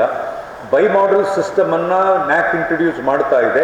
ಅದೇನು ಅಂತಂದರೆ ಮುಂಚೆ ನನಗೆ A ಕೊಡ್ತಾಯಿದ್ರು, A++ ಕೊಡ್ತಾಯಿದ್ರು, ಆನಂತರ B ಕೊಡ್ತಾಯಿದ್ರು, C ಕೊಡ್ತಾಯಿದ್ರು. ಈಗ ಅಕ್ರೆಡಿಟೆಡ್ ಮತ್ತು ನಾನ್ ಅಕ್ರೆಡಿಟೆಡ್ ಅಂತ 2 ಫಾರ್ಮೆಟ್ನಲ್ಲಿ ನ್ಯಾಕ್ ತೀರ್ಮಾನ ತಗೊಂಡಿದೆ ಅನ್ನೋದು ನ್ಯಾಕ್ದು ವೆಬ್ಸೈಟ್ನಲ್ಲಿ ನಾವು ನೋಡಿದ್ದೀರಿ, ನಮಗೂ ಮಾಹಿತಿ ಬಂದಿದೆ. ಆದರೆ ಅಕ್ರೆಡಿಟೆಡ್ ಮತ್ತು ಕ್ರೆಡಿಟೆಡ್ ಅನ್ನೋ ನಾನ್ ಅಕ್ರೆಡಿಟೆಡ್ ಕ್ರೆಡಿಟ್ ಅನ್ನೋದು ಯಾವಾಗ ಚಾಲ್ತಿಗೆ ಬರ್ತದೆ, ಯಾವಾಗ ವಿಸಿಟ್ ಮಾಡ್ತಾರೆ ಅನ್ನೋದು ಇವತ್ತಿಗೂ ನಮಗೆ ಮಾಹಿತಿ ಇಲ್ಲದಿರೋದ್ರಿಂದ ನಾವಂತೂ ತಪ್ಪದೆ ಅಚ್ಚುಕಟ್ಟಾಗಿ ಈ ಸಾರಿ ಉದ್ದೇಶ ಇಟ್ಕೊಂಡು A++ಏ ಬರಬೇಕು, ಅಕ್ರೆಡಿಟೇ ಬರಬೇಕು ಅಂತ ತಯಾರು ಮಾಡಿಕೊಂಡು ಎಲ್ಲ ದಾಖಲೆಗಳನ್ನು ಮೋನಿಕಾ ಸದನ್ ಮೇಡಮ್ನ ನೇತೃತ್ವದಲ್ಲಿ IQAC ಮುಖಾಂತರ ನಾವು ಅಪ್ಲೋಡ್ ಮಾಡಿದ್ದೇವೆ. ಇನ್ಮೇಲೆ ನಿಮಗೆ ಗೊತ್ತಿರಬೇಕು, ಯಾವುದೇ ಸಂದರ್ಭದಲ್ಲಿ ನ್ಯಾಕ್ ಟೀಮ್ ಸ್ಪಾಟ್ ಇನ್ಸ್ಪೆಕ್ಷನ್ಗೆ ಬರುವುದಿಲ್ಲ. ಅವರು ಕೇವಲ DVV ಡೇಟಾವನ್ನು ವೆರಿಫಿಕೇಷನನ್ನು ಆನ್ಲೈನಲ್ಲೇ ಮಾಡ್ತಾರೆ. ಹಾಗಾಗಿ ಯಾವುದೇ ಡಾಕ್ಯುಮೆಂಟ್ ಇರಲಿ ಅದನ್ನು ಬಂದು ಫಿಸಿಕಲ್ ವೆರಿಫಿಕೇಷನ್ ಅಂತ ಮಾಡುವ ಕ್ರಮವನ್ನು ನ್ಯಾಕ್ ವಿತ್ಡ್ರಾ ಮಾಡ್ಕೊಂಡಿದೆ. ಇನ್ನೇನಾದರೂ ಇದ್ದರೆ ಅದು ನೇರವಾಗಿ ಆನ್ಲೈನ್ ಮುಖಾಂತರನೇ ಆಗುತ್ತೆ. ಹಾಗಾಗಿ ನಾವು ಎಲ್ಲ ಡಾಕ್ಯುಮೆಂಟ್ಗಳನ್ನು ಗಂಭೀರವಾಗಿ ಪರಿಗಣಿಸ್ಕೊಂಡು ಇಂಚ್ ಬೈ ಇಂಚ್ ಈ ಕೆಲಸ ಮಾಡಿದ್ದೇವೆ, ಅಪ್ಲೋಡ್ ಮಾಡಿದ್ದೇವೆ. We are only waiting for the green signal from NAAC to face the further activities as far as NAAC is concern. ಇಷ್ಟು ಅಂಶಗಳನ್ನು ತಮ್ಮ ಜೊತೆಗೆ ನಾನು ಹೇಳಬೇಕು. ಸರ್ಕಾರದಲ್ಲಿ ಅಡಾಕ್ ಕಮಿಟಿ ಅಂತ ಮಾಡ್ತಾರೆ, ತಮಗೆ ಗೊತ್ತಿರಬೇಕು.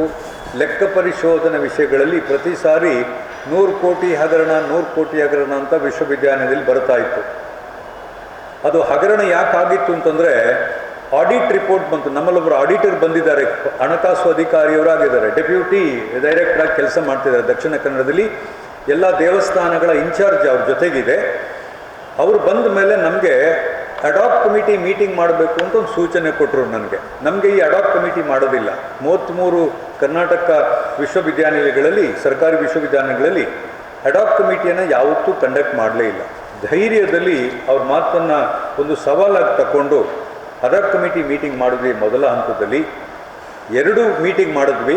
ಸರ್ಕಾರವೇ ಅದನ್ನು ಬೇಷ್ ಅಂತ ಮಾಡ್ತು. ಬಂದಾಗ ಸುಮಾರು 33 ಕೋಟಿ ರೂಪಾಯಿ, 33ರಿಂದ 35 ಕೋಟಿ ರೂಪಾಯಿಯನ್ನು ನಾವು ತಿರುವಳಿ ಮಾಡಿದ್ವಿ. ಈ 33 ಕೋಟಿ ಏನು ಅಂತಂದರೆ ಈಗೇನು ಹಗರಣ ಅಂತ ಬೆಳಕು ಅಂತ ಹೇಳ್ತಾ ಇದ್ರು ಅದಕ್ಕೆ ಸೇರಿಕೊಂಡಿತ್ತು 33. ಅದು ಕೆಲವು ಪ್ರಾಜೆಕ್ಟ್ಗೆ ಸಂಬಂಧಪಟ್ಟದಿರ್ಬೋದು, ನಾನ್ ಪ್ರೊಡಕ್ಷನ್ ಆಫ್ ಡಾಕ್ಯುಮೆಂಟ್ ಇರ್ಬೋದು. ಎಷ್ಟೋ ಸಾರಿ ಡಾಕ್ಯುಮೆಂಟ್ಸ್ಗಳನ್ನು ಕೊಡದೇ ಇರೋದ್ರಿಂದ ಆಡಿಟ್ ಅಬ್ಜೆಕ್ಷನ್ ಇತ್ತು ನಮಗೆ. ಈ ಆಡಿಟ್ ಅಬ್ಜೆಕ್ಷನ್ಸ್ಗಳು ಬಹಳ ದೊಡ್ಡ ಮಟ್ಟದಲ್ಲಿದೆ.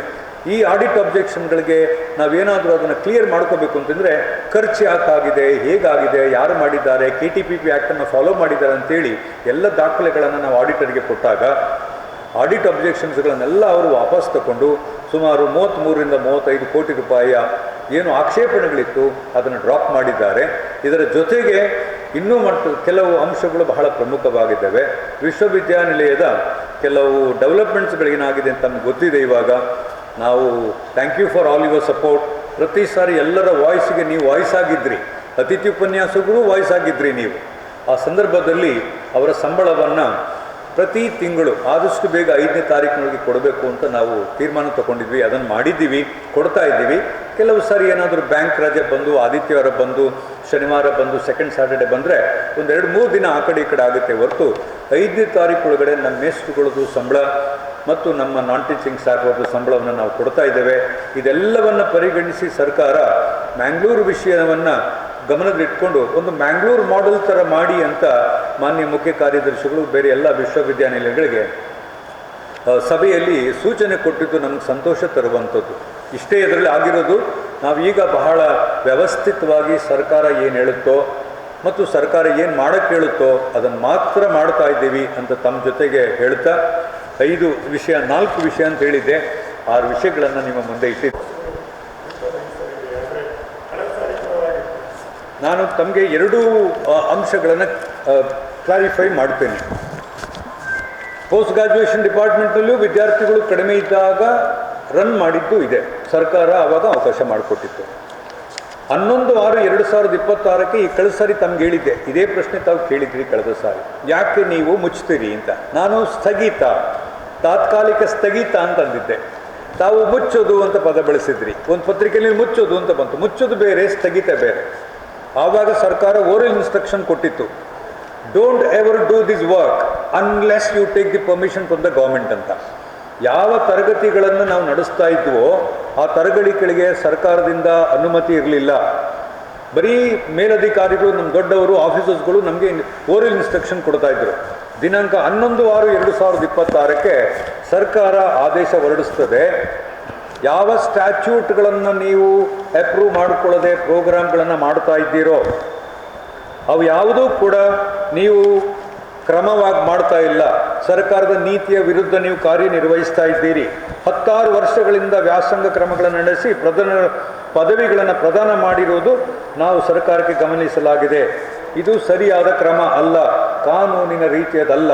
ಆದುದರಿಂದ ಎಲ್ಲೆಲ್ಲಿ ಸ್ಟ್ಯಾಚ್ಯೂಟ್ ಇದೆಯೋ, ಎಲ್ಲೆಲ್ಲಿ ಅಪ್ರೂವಲ್ ಇದೆಯೋ ಅದನ್ನು ಮಾತ್ರ ಮಾಡಬೇಕು ಅಂತ ಸರ್ಕಾರ 11/6/2026 ಒಂದು ಆದೇಶ ಹೊರಡಿಸ್ತದೆ. ಮಕ್ಕಳಿಲ್ಲ ಅನ್ನೋ ಕಾರಣಕ್ಕಾಗಿ ಡ್ರಾಪ್ ಮಾಡಲಿಕ್ಕೆ ಒಂದು ಕಾರಣ ಇತ್ತು. ಕಳೆದ ಸಾರಿ, ಮೊದಲ ಸಾರಿ ಅಧಿಕಾರಕ್ಕೆ ಬಂದಾಗ, ಈ ರೆಸ್ಪಾನ್ಸಿಬಿಲಿಟಿ ತಗೊಂಡಾಗ ಅವ್ರದ್ದು ತಂತಿತ್ತು, ಪೋಸ್ಟ್ ಗ್ರ್ಯಾಜುಯೇಷನ್ ಪ್ರೋಗ್ರಾಮನ್ನು ಕಾಲೇಜಿನಲ್ಲಿ ನಡೆಸಲಿಕ್ಕೆ ಇಲ್ಲೇ ಪ್ರಾಂಶುಪಾಲರಿದ್ದಾರೆ, ಯಾವುದೇ ಸರ್ಕಾರಿ ಆದೇಶ ಇಲ್ಲ. ಪದವಿ ಕಾಲೇಜಾಗಿ ನಿಮ್ಮನ್ನು ರೆಕಾಗ್ನೈಸ್ ಮಾಡೋದ ಮೇಲೆ ಇಲ್ಲಿ ಪದವಿ ಪ್ರೋಗ್ರಾಮ್ಗಳನ್ನು ಮಾಡಬೇಕೇ ಹೊರತು ಪೋಸ್ಟ್ ಗ್ರ್ಯಾಜುಯೇಷನ್ ಪ್ರೋಗ್ರಾಮನ್ನು ಮಾಡಬಾರ್ದು, ಅದಕ್ಕೆ ನೀವು ಅನುಮತಿ ತಗೊಂಡಿಲ್ಲ. ನಾವೇ ಸಿಂಡಿಕೇಟ್ನಲ್ಲಿಟ್ಟು ತೀರ್ಮಾನ ತಗೊಂಡಿದ್ವಿ, ಸರ್ಕಾರ ಅದಕ್ಕೆ ಒಪ್ಪಿಗೆ ಕೊಟ್ಟಿರಲಿಲ್ಲ. ಆದರೆ ಎಲ್ಲ ಆದಮೇಲೆ ಪೋಸ್ಟ್ ಕೊರೋನಾ ಸಂದರ್ಭದಲ್ಲಿ ತೀವ್ರ ಸಮಸ್ಯೆ ಎದುರಾದಾಗ ನಾವು ಪ್ರತಿಯೊಬ್ಬರು ಲೆಕ್ಕಾಚಾರ ಮಾಡಬೇಕಾದ ಅನಿವಾರ್ಯತೆ ಬಂದಿತ್ತು. ನನಗೂ ಆ ಲೆಕ್ಕಾಚಾರ ಅನಿವಾರ್ಯತೆ ಬಂದಿತ್ತು. 2-3 ಮಕ್ಕಳಿಟ್ಕೊಂಡು 5 ಜನ ಅಧ್ಯಾಪಕ ಮಿತ್ರರಿಗೆ ಸಂಬಳ ಕೊಡೋಕ್ಕೆ ಈಗಂತೂ ವಿಶ್ವವಿದ್ಯಾನಿಲಯ ಸಾಧ್ಯ ಆಗಿರಲಿಲ್ಲ. ಈ ಹಿನ್ನೆಲೆಯಲ್ಲಿ ಮೊದಲು ನನಗೆ ವಿಶ್ವವಿದ್ಯಾನಿಲಯನ ಉಳಿಸ್ಕೋಬೇಕಾಗಿತ್ತು. ವಿಶ್ವವಿದ್ಯಾನಿಲಯ ಉಳಿಸ್ಕೊಂಡ್ರೆ ಇನ್ನು ಬಾಕಿ ಉಳಿತದೆ ಅಂತ ಅನ್ನಿಸ್ಬೇಕಾಗಿತ್ತು. ಈ ಹಿನ್ನೆಲೆಯಲ್ಲಿ ಸರ್ಕಾರದ ಅನುಮತಿ ಮೇರೆಗೆ ಮತ್ತು ಎಲ್ಲ ಸಾರ್ವಜನಿಕರ, ಪೇರೆಂಟ್ಸ್ನ, ಮಾಧ್ಯಮ ಸ್ನೇಹಿತರ ಸಹಕಾರದೊಂದಿಗೆ ನಾವು ಅದನ್ನು ಆವಾಗ ಸ್ಥಗಿತ ಮಾಡಿದ್ದೌದು. 2 ವರ್ಷಕ್ಕೂ ನೋಡಿದೆ ನಾನು. ಆವಾಗಲೂ ವಿದ್ಯಾರ್ಥಿಗಳು ಬಂದಿರಲಿಲ್ಲ. ಆಮೇಲೆ ಏನು ಮಾಡಿದ್ವಿ ಅಂತಂದರೆ, ಫೆಸಿಲಿಟಿ ಚೆನ್ನಾಗಿದೆ ಕ್ಯಾಂಪಸ್ನಲ್ಲಿ, ಸರ್ಕಾರ ಹೇಳಿದ್ದು ಅರ್ಥ ಆಯಿತು. ಹಾಗಾಗಿ ಇವತ್ತೆಲ್ಲ ನಾಳೆ ಅದು ಅಪ್ರೂವಲ್ ಬರ್ತದೆ ಅಂತೇಳಿ ಕ್ಯಾಂಪಸ್ಗೆ ಶಿಫ್ಟ್ ಮಾಡ್ಕೊಂಡಿದ್ದೀವಿ. ಕ್ಯಾಂಪಸ್ನಲ್ಲಿದೆ ಇವಾಗ. ಮೇಡಮ್ಗೆ ಪರ್ಟಿಕ್ಯುಲರ್ಲಾಗಿ ಹೇಳಿದ್ದೀನಿ, ಈ ಸ್ಥಳೀಯ ಭಾಷೆ ಆಗಿರುವ ಕೊಂಕಣಿ, ತುಳು ಮತ್ತು ನಮ್ಮ ಕನ್ನಡ ಭಾಷೆಗಳು ಏನಿದ್ದಾವೆ ಇವುಗಳಿಗೆ ನೀವು ವಿಶೇಷ ಅನುಮತಿ ಕೊಟ್ಟು ಕ್ಯಾಂಪಸ್ನಲ್ಲಿ ಪ್ರಾರಂಭ ಮಾಡಲಿಕ್ಕೆ ಅನುಮತಿ ಕೊಡಲೇಬೇಕು. ಇದು ಭಾಷೆ ಮಾತ್ರ ಅಲ್ಲ, ಇಡೀ ಈ ಜಾಗದ, ಈ ಭಾಗದ, ಈ ಜಿಲ್ಲೆಯ ಅಸ್ಮಿತೆಯ ಪ್ರಶ್ನೆ. ಈ ಸಂಬಂಧಪಟ್ಟ ಸ್ಟ್ಯಾಚ್ಯೂಟನ್ನು ನೀವು ಅಪ್ರೂವ್ ಮಾಡಿಕೊಡ್ಬೇಕು ಅಂತ ಮನವಿ ಮಾಡ್ಕೊಂಡಿದ್ದೀನಿ. ಸ್ಟ್ಯಾಚ್ಯೂಟ್ ಅಪ್ರೂವ್ ಆಗೋದು ಅಂದರೆ ಮಾನ್ಯ ಸ್ನೇಹಿತರು ಗಮನಿಸಬೇಕು, ಸರ್ಕಾರದಿಂದ ಒಂದು ಪ್ರೊಫೆಸರ್, 2 ಅಸೋಸಿಯೇಟ್ ಪ್ರೊಫೆಸರ್, 3 ಅಸಿಸ್ಟೆಂಟ್ ಪ್ರೊಫೆಸರ್ಗಳನ್ನು ಸರ್ಕಾರವೇ ನೇಮಕ ಮಾಡಿ ಸರ್ಕಾರವೇ ಆರ್ಥಿಕ HRMSನಲ್ಲಿ ಸ್ಯಾಲ್ರಿ ಕೊಡುವಂಥ ಕ್ರಮ.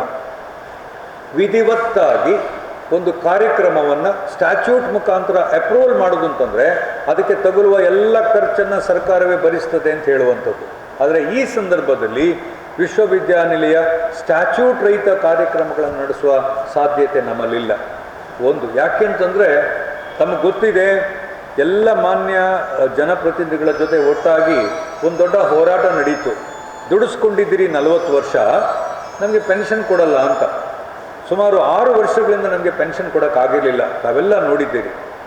ಈ 5 ಅಧ್ಯಾಪಕ ಮಿತ್ರರು ಏನಿದ್ರೋ, ಇಲ್ಲಿ 3 ಜನ ವಿದ್ಯಾರ್ಥಿಗಳನ್ನು ನೋಡ್ಕೊಂಡಿದ್ರು, ಆ ಥರದೊಂದು ಹೊಸ ಇಕನಾಮಿಕ್ಸ್ ಪ್ರಾರಂಭ ಮಾಡಿ ಅಟ್ಲೀಸ್ಟ್ 40 ವರ್ಷ ಕೆಲಸ ಮಾಡಿದಂಥ ಸ್ನೇಹಿತರು, ಹಿರಿಯರು, ಪ್ರಾಧ್ಯಾಪಕ ಮಿತ್ರರು, ಭಾಳ ದೊಡ್ಡ ಮಟ್ಟದಲ್ಲಿ ಈ ಊರಿಗೆ ಸಹಾಯ ಮಾಡಿದವರು, ಈ ಊರಿನಲ್ಲಿ ಎಲ್ಲ ಥರದ ಬೆಳವಣಿಗೆಗೆ ಸಹಾಯ ಮಾಡಿದಂಥ ಪ್ರೊಫೆಸರ್ಗಳಿದ್ದರು. ಅವರಿಗೆ ಪೆನ್ಷನ್ ಕೊಡಲಿಕ್ಕೆ ಸಾಧ್ಯ ಆಯಿತು. ಯುವಕರಿಗೆ ಇವತ್ತೆಲ್ಲ ನಾಳೆ ಇಲ್ಲೆಲ್ಲ ಆ ಕಡೆ ಒಂದು ಆಗ್ಬೋದು ಅಂತ ಒಂದು ಸಣ್ಣ ಬಂಡ ಧೈರ್ಯ ಮಾಡಿಕೊಂಡೆ ನಾನು. ಆದರೆ ಹಿರಿಯರನ್ನು ನೋಡ್ಕೊಳ್ಬೇಕಾದ ಒಂದು ಜವಾಬ್ದಾರಿ ಇತ್ತು. ಹಾಗಾಗಿ ಆ ಕಠಿಣ ನಿರ್ಧಾರ ಮಾಡಿ ಸ್ಥಗಿತ ಮಾಡಿದ್ವಿ. ಇವತ್ತು ನಾಳೆ ಮಕ್ಕಳು ಬಂದರೆ ನಾನು ನಿಮ್ಗೆ ಹೇಳ್ತಾ ಇದ್ದೀನಿ, ನಿಮ್ಮ ಮುಖಾಂತರ ವಿದ್ಯಾರ್ಥಿ ಸ್ನೇಹಿತರು ಬಂದರೆ ಸರ್ಕಾರದಲ್ಲಿ ಅಲ್ಲೇ ಕೂತ್ಕೊಂಡು, ಮೇಡಮ್ ಇಲ್ಲೇ ಇದ್ದವರು ತುಳಸಿ ಮದ್ದಿನೇನಿ ಮೇಡಮ್, ಅವರಿಂದ ಅನುಮತಿ ತಗೊಂಡು ಸ್ಟ್ಯಾಚ್ಯೂಟ್ ಅಪ್ರೂವ್ ಮಾಡ್ಕೊಳ್ಳೋಕ್ಕೆ ನಾನು ಖಂಡಿತ ಪ್ರಯತ್ನ ಪಡ್ತೀನಿ. ನಮ್ಮ MLA ಅವರು, MLCಗಳು ಇವ್ರಿಗೆಲ್ಲರಿಗೂ ರಿಕ್ವೆಸ್ಟ್ ಮಾಡ್ಕೊಂಡಿದ್ದೀನಿ, ನೀವು ಈ ಊರಿನ ಭಾಷೆ ಉಳಿಸೋದಲ್ಲ, ಈ ಊರಿನ ಅಸ್ಮಿತೆಯನ್ನು ಉಳಿಸಬೇಕಾಗಿದೆ, ದಯವಿಟ್ಟು ಸಹಾಯ ಮಾಡಿ ಅಂತ ಅವ್ರ ಹತ್ರ ಮನವಿ ಮಾಡ್ಕೊಂಡಿದ್ದೀವಿ. ಎಲ್ಲರೂ ಈ ಸಾರಿ ಬಹಳ ಒಕ್ಕೊರಲಿನಿಂದ ಪಾರ್ಟಿಯನ್ನು ಮರೆತು ವಿಶ್ವವಿದ್ಯಾನಿಲಯದಲ್ಲಿ ಉದ್ಯೋಗ ಸೃಷ್ಟಿ ಮಾಡಲಿಕ್ಕೆ, ಸ್ಟ್ಯಾಚ್ಯೂಟ್ ಅಪ್ರೂವ್ ಮಾಡಿಕೊಡ್ಲಿಕ್ಕೆ ಸಹಾಯ ಮಾಡ್ತಾ ಇದ್ದಾರೆ. ನಾಳೆ ನಾಡ್ದು ಮಾನ್ಯ ಉನ್ನತ ಶಿಕ್ಷಣ ಸಚಿವರು ಆಯ್ಕೆಯಾದರೆ ನಮ್ಮ ಮೊದಲ ಬೇಡಿಕೆಯೇ ಇದಿದೆ.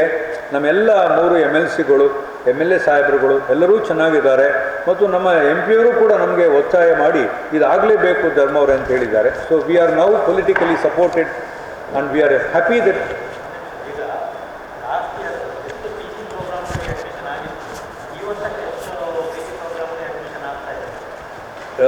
ಅಂಕಿಅಂಶ ನನ್ನ ಹತ್ರ ಇದೆ. ಸ್ಟ್ಯಾಟಿಸ್ಟಿಕ್ಸ್ ಸಂಪೂರ್ಣವಾಗಿ ಕಳೆದ ಸಾರಿ 0 ಆಗಿತ್ತು. ಮೆಟೀರಿಯಲ್ ಸೈನ್ಸ್ ಸಂಪೂರ್ಣವಾಗಿ 0 ಆಗಿತ್ತು. ಇಲೆಕ್ಟ್ರಾನಿಕ್ಸ್ ಏನೂ ಇಲ್ಲ ಕಳೆದ ಸಾರಿ. ಆದರೆ 4-5 ಮಕ್ಕಳು ಬಂದಂಥ ಕೆಲವು ವಿಭಾಗಗಳಿದ್ವು. ಸೈಬರ್ ಸೆಕ್ಯೂರಿಟಿ ಉದಾಹರಣೆಗೆ ನಡ್ಕೊಂಡು ಬಂತು, ಚೆನ್ನಾಗಿ ತೊಂದರೆ ಇಲ್ಲ. ಮೆರೈನ್ ಜಿಯಾಲಜಿಗೆ ಕಳೆದ ಸರಿ ಬಂದವರು ಅರ್ತ್ ಸೈನ್ಸ್ ಇದೆ ಅಂತೇಳಿ ಅಲ್ಲಿಗೆ ಶಿಫ್ಟ್ ಆದರು. ಹಾಗಾಗಿ ಬಹಳ ಮುಖ್ಯವಾಗಿ ಕೆಲವು ವಿಭಾಗಗಳನ್ನು ನಾವು ನಿಲ್ಲಿಸಬೇಕಾಯಿತು. ಯಾಕಂತಂದರೆ ವಿದ್ಯಾರ್ಥಿಗಳು ಬರಲೇ ಇಲ್ಲ. ಅದಕ್ಕೆ not because we did not have, ಅದು ಸ್ಟ್ಯಾಚ್ಯೂಟ್ ಇರುವ ಪ್ರೋಗ್ರಾಮ್ ನಾವು ರನ್ ಮಾಡಬೇಕು ಅಂತ ತೀರ್ಮಾನ ತಗೊಂಡಿದ್ವಿ. ಆದರೆ ಏನಾಯಿತು ಅಂತಂದರೆ ಮಕ್ಕಳೇ ಬರಲಿಲ್ಲ ಆ ಕಾರ್ಯಕ್ರಮಕ್ಕೆ. ಅದಕ್ಕೊಂದು ಒಂದು ಕಾರಣ ಇದೆ, ಫೀಡಿಂಗ್ ಸೆಂಟರ್ಸ್ಗಳೇ ನಮ್ಮಲ್ಲಿ ಇರಲಿಲ್ಲ. ಬಂದ 2 ವಿದ್ಯಾರ್ಥಿ ಮಿತ್ರರು ಔಟ್ಸೈಡ್ ಯೂನಿವರ್ಸಿಟಿಯವರು ಆಗಿದ್ದರು. 2 ಮಕ್ಕಳಿಗೆ ನಡ್ಸೋಕ್ಕಾಗೋದಿಲ್ಲ ಅಂತೇಳಿ, ಗೆಸ್ಟ್ ಫ್ಯಾಕಲ್ಟಿ ಇಟ್ಕೊಂಡು ನಡ್ಸೋಕ್ಕಾಗೋದಿಲ್ಲ ಅಂತೇಳಿ ಆ ಮಕ್ಕಳಿಗೆ ಬೇರೆ ಕಡೆ ಸೇರ್ಕೊಳ್ಳಿ ಅಂತ ಮಾಡಿದ್ವಿ. ಆ ಮಕ್ಕಳು ಬೇರೆ ಕಡೆ ಹೋದರು. ಈಗ ಈ ಸಾರಿ ಈ ವಿದ್ಯಾರ್ಥಿಗಳು ವಾಪಸ್ ಬಂದರೆ ಸ್ಪೆಷಲ್ ಪರ್ಮಿಷನ್ ತೊಗೊಂಬರ್ತೀನಿ ಮತ್ತು ಸರ್ಕಾರ ಅನುಮತಿ ಕೊಡ್ತದೆ ಅಂತ ನಾವು ತಿಳ್ಕೊಂಡಿದ್ದೀನಿ. ಯಾವುದೇ ಕಾರಣಕ್ಕಾಗಿ ಸ್ಟ್ಯಾಟಿಸ್ಟಿಕ್ಸ್ನಲ್ಲಿ ಅಧ್ಯಾಪಕ ಮಿತ್ರರಿಲ್ಲ, ಹಿರಿಯ ಪ್ರಾಧ್ಯಾಪಕರು ಒಬ್ಬರೂ ಇಲ್ಲ. ಅಲ್ಲಿ ಮೆಟೀರಿಯಲ್ ಸೈನ್ಸಲ್ಲಿ ಒಬ್ಬರಿದ್ದಾರೆ, ಅವರನ್ನು ಇನ್ನೊಂದು ವಿಭಾಗಕ್ಕೆ ನಾವು ವರ್ಗಾವಣೆ ಮಾಡಿದ್ದೀವಿ. ಮೆರೈನ್ ಜಿಯಾಲಜಿನಲ್ಲಿ ಇಲ್ಲ, ಈಗ ಅವರು ಅರ್ತ್ ಸೈನ್ಸ್ ಅಂತ ಮಾಡ್ಕೊಂಡಿದ್ದಾರೆ.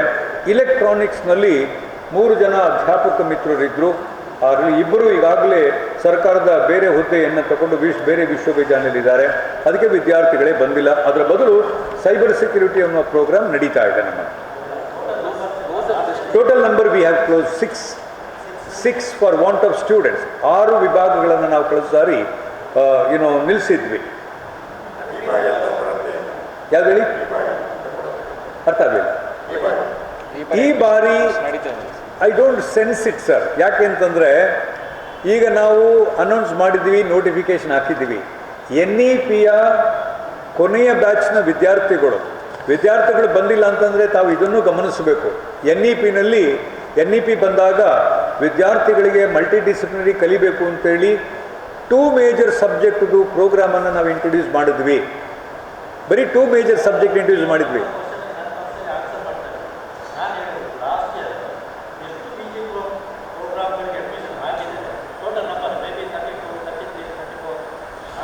Is number are department sir? ನಮ್ಮಲ್ಲಿ 34 ಡಿಪಾರ್ಟ್ಮೆಂಟ್ಗಳಿಗೆ ಕಳೆದ ಸಾರಿ ಅಡ್ಮಿಷನ್ ಆಗಿತ್ತು. 46 ಪ್ರೋಗ್ರಾಮ್ ಇದೆ. ಈ ವರ್ಷ ಅಪ್ಲಿಕೇಶನ್ ಬರಲಿಕ್ಕೆ ಪ್ರಾರಂಭ ಮಾಡಿದ್ದೀವಿ. ಯಾವುದೇಳಿ? ನಾವೆಲ್ಲ ಪ್ರೋಗ್ರಾಮ್ಗಳಿಗೂ ಇನ್ವೈಟ್ ಮಾಡಿದ್ದೇವೆ. ನಮ್ಮ ನೋಟಿಫಿಕೇಷನ್ 46 ಪ್ರೋಗ್ರಾಮ್ಗಳಿಗೂ ನಾವು ಇನ್ವೈಟ್ ಮಾಡಿದ್ದೇವೆ. ಅದರ ಜೊತೆಗೆ ಇದು ಕಾಲೇಜಿನಲ್ಲಿ ಇಂಟ್ರೊಡ್ಯೂಸ್ ಆಗಿರೋದು. ನಾವೆಲ್ಲ ಈ ಸಾರಿ ಎಲ್ಲ 46 ಪ್ರೋಗ್ರಾಮ್ಗಳು, 25 ಡಿಪಾರ್ಟ್ಮೆಂಟ್ಗಳು, 46 ಪ್ರೋಗ್ರಾಮ್. ಉದಾಹರಣೆಗೆ ಬಯೋಸೈನ್ಸ್ ಅನ್ನೋ ಒಂದು ಡಿಪಾರ್ಟ್ಮೆಂಟಲ್ಲಿ ಅಪ್ಲೈಡ್ ಬಾಟ್ನಿ, ಅಪ್ಲೈಡ್ ಕೆಮಿಸ್ಟ್ರಿ ಅಂತ ಎಲ್ಲ ಪ್ರೋಗ್ರಾಮ್ಗಳಿದೆ. ಅದಕ್ಕೆಲ್ಲ ನೋಟಿಫಿಕೇಷನ್ ಕೊಟ್ಟಿದ್ದೀವಿ. ಅದಕ್ಕೂ ಕೂಡ ಕೊಟ್ಟಿದ್ದೆ. ವಿದ್ಯಾರ್ಥಿಗಳು ಬಂದರೆ we will take special permission. That is what I told. Sir, there are 2 things sir. ಒಂದು 25 ಡಿಪಾರ್ಟ್ಮೆಂಟ್ಸ್. ಈ ಡಿಪಾರ್ಟ್ಮೆಂಟ್ ಒಳಗಡೆ ಕೆಲವು PG ಪ್ರೋಗ್ರಾಮ್ಗಳನ್ನು ಮಾಡ್ತೀವಿ. ಬಯೋಸೈನ್ಸಸ್, ಫುಡ್ ಆ್ಯಂಡ್ ನ್ಯೂಟ್ರಿಷನ್ ಅಂತ ಇನ್ನೊಂದು ಡಿಪಾರ್ಟ್ಮೆಂಟ್ ಅದರೊಳಗಡೆ ಇದೆ. ಅಪ್ಲೈಡ್ ಬಾಟ್ನಿ ಅಂತ ಇನ್ನೊಂದು ಡಿಪಾರ್ಟ್ಮೆಂಟ್ ಇದೆ. ಹಾಗಾಗಿ ಬಯೋಸೈನ್ಸ್ನ ಒಳಗಡೆ 4-5 ಡಿಪಾರ್ಟ್ಮೆಂಟ್ಗಳಿದ್ದಾವೆ. ಇದುಗಳನ್ನು ನಾವು ಡಿಪಾರ್ಟ್ಮೆಂಟ್ ಅಂತ ಕರೆಯೋದಿಲ್ಲ, ಪ್ರೋಗ್ರಾಮ್ಸ್ ಅಂತ ಕರಿತೀವಿ. PG ಪ್ರೋಗ್ರಾಮ್ಸ್ ಅಂತ ಕರಿತೀವಿ. ಹಾಂ, 25 ಡಿಪಾರ್ಟ್ಮೆಂಟ್ಸ್ನಲ್ಲಿ 34 PG ಪ್ರೋಗ್ರಾಮ್ಗಳು ನಡೆದವು ಕಳೆದ ಸಾರಿ. 25 departments, 34 programs we ran last year. Those students are there for the final years now. Kiran. ಈಗ ತಾತ್ಕಾಲಿಕವಾಗಿ ನಿಲ್ಲಿಸಿದಂಥ ಸಬ್ಜೆಕ್ಟ್ಗಳು ಎಷ್ಟಿದೆ? ಸ್ಥಗಿತಗೊಳಿಸಿರುವಂಥ ಇಲೆಕ್ಟ್ರಾನಿಕ್ಸ್, ಮೆರೈನ್ ಜಿಯಾಲಜಿ, ಹೌದು MSc ಪ್ರೋಗ್ರಾಮ್ಗಳು, electronics, marine geology, material science, statistics. ಇದಕ್ಕೆ ಮಕ್ಕಳೇ ಇಲ್ಲ ಕಳೆದ ಸಾರಿಯಿಂದ.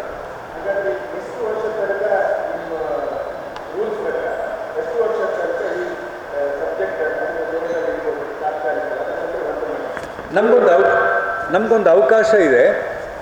BOSನಲ್ಲಿ ಇಡೀ ಮೆರೀನ್ ಜಿಯಾಲಜಿ ಡಿಪಾರ್ಟ್ಮೆಂಟ್, ನಾನು ಅದರದ್ದು ಸ್ವಲ್ಪ ತಿಳ್ಕೊಂಡಿರೋದ್ರಿಂದ ಅದ್ರ ಬಗ್ಗೆ ನಾವು ಓದ್ತಾ ಇರೋದ್ರಿಂದ ಹೇಳ್ತೀನಿ. Electronics I may not know, but procedure ಮಾತಾಡ್ತೀನಿ ನಿಮಗೆ.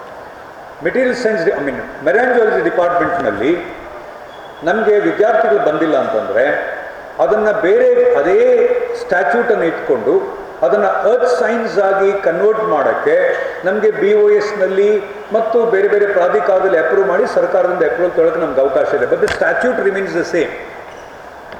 ಇಲೆಕ್ಟ್ರಾನಿಕ್ಸ್ ಅನ್ನೋ ಒಂದು ಡಿಪಾರ್ಟ್ಮೆಂಟ್ ಇವಾಗ ಬಹಳ ಬೇಗ ಬೆಳೆದಿದೆ. ಅದಕ್ಕಿರುವಂಥ ಎಲ್ಲ ಫ್ಯೂಚರ್ ಕ್ಯಾಲ್ಕುಲೇಷನ್ಸ್ಗಳನ್ನು ನೋಡಿ ಇಲೆಕ್ಟ್ರಾನಿಕ್ಸನ್ನು ಸೈಬರ್ ಸೆಕ್ಯೂರಿಟಿ ಅಂತ ನಮಗೆ ಟ್ರಾನ್ಸ್ಫರ್ ಮಾಡ್ಕೊಳ್ಳೋದು, ಸೈಬರ್ ಸೆಕ್ಯೂರಿಟಿ ಅಂತ ನಾವು ಇಂಟ್ರೊಡ್ಯೂಸ್ ಮಾಡಿಕೊಟ್ವಿ. ಸೈಬರ್ ಸೆಕ್ಯೂರಿಟಿ ನಡೀತಾ ಇದೆ, ಇಲೆಕ್ಟ್ರಾನಿಕ್ಸ್ ಅಲ್ಲೇ ಉಳ್ಕೊಂಡಿದೆ. ಅರ್ತ್ ಸೈನ್ಸ್ ನಡೀತಾ ಇದೆ, ಮೆರಿನ್ ಜಿಯಾಲಜಿ ಅಲ್ಲೇ ಉಳ್ಕೊಂಡಿದೆ. ನಾಳೆ ಅರ್ತ್ ಸೈನ್ಸ್ ಭಾಳ ಸೊಫಿಸ್ಟಿಕೇಟೆಡ್ ಆಗಿ ನಡೀತದೆ, ವಿದ್ಯಾರ್ಥಿಗಳು ಬರ್ತಾರೆ, ಆಕರ್ಷಣೀಯವಾಗುತ್ತೆ ಅಂತಾದರೆ we have the permission and also provision to drop marine geology and electronics. ಅದಕ್ಕೆ ವರ್ಷ ಅಂತ ಇಲ್ಲ, ಇಟ್ಕೊಳ್ಬೋದು ಯಾವಾಗಲೂ.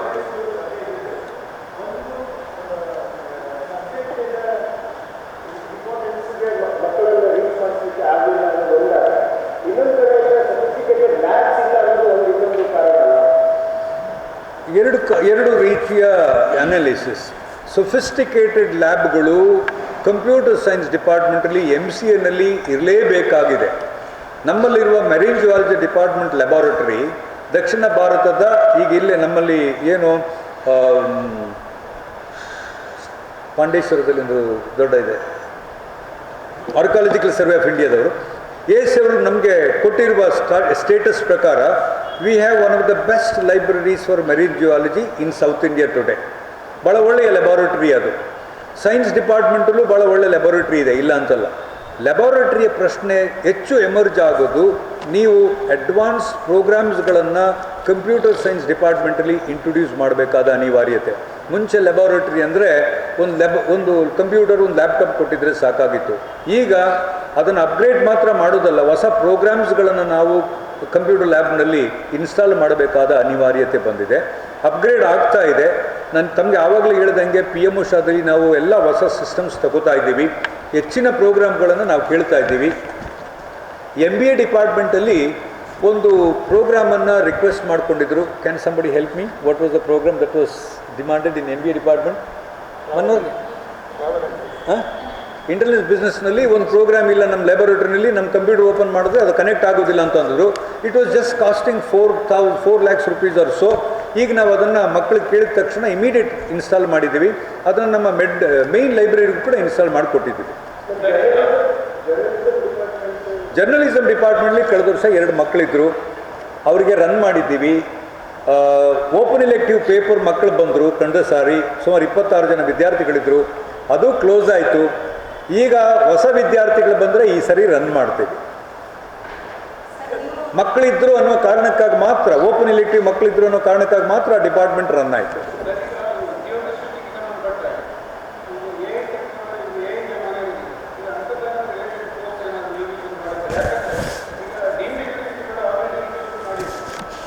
ಸರ್, ನಾನು ನಿಮ್ಮ ಜೊತೆಗೆ ಬಹುಶಃ ತಮಗೆ ಅವಕಾಶ ಕೊಟ್ಟರೆ 1-2 ನಿಮಿಷ ಮಾತಾಡ್ತೀನಿ, ಇನ್ನೂ ಜಾಸ್ತಿ.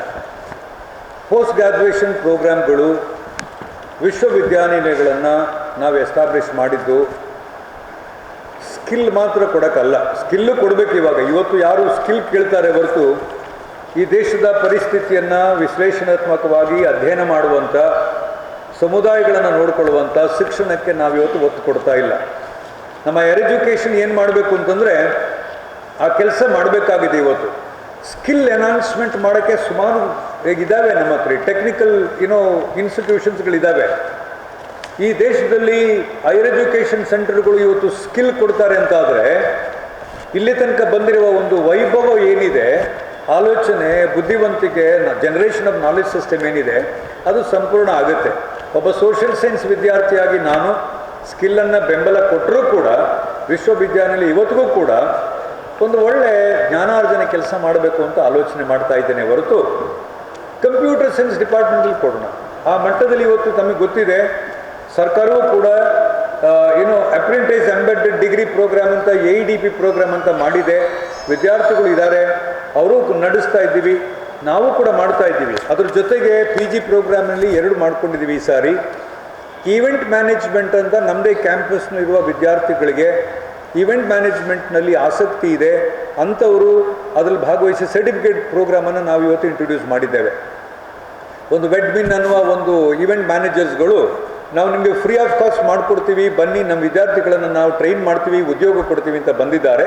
ಅವ್ರ ಜೊತೆ ನೆಗೋಷಿಯೇಷನ್ ನಡೀತಾ ಇದೆ.